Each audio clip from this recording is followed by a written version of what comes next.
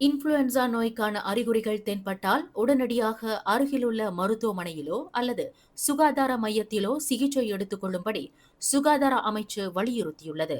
மாறாக சுய பரிசோதனை கருவிகளை பயன்படுத்த அரசாங்கம் எந்த ஒரு அனுமதியும் வழங்கவில்லை என்றும் அறிவுறுத்தியுள்ளது. அதேவேளையில் சில இணையதளங்களில் விற்பனை செய்யப்பட்டு வரும் இன்ஃப்ளூயன்சா சுய பரிசோதனை கருவிகளை மருத்துவத்துறையைச் சார்ந்தவர்கள் வாங்க வேண்டாம் என்றும் மருத்துவ சாதன ஆணையமான MDA எச்சரித்துள்ளது.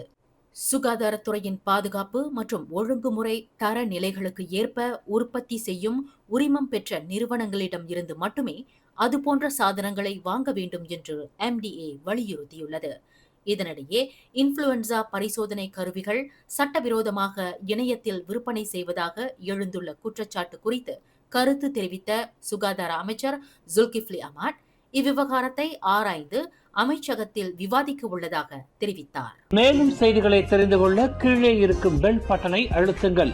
உங்கள் மகிழ்ச்சியை வெளிப்படுத்த லைக் மற்றும் ஷேர் செய்யுங்கள். தொடர்ந்து திசைகளோடு இணைந்திருக்க சப்ஸ்கிரைப் செய்யுங்கள்.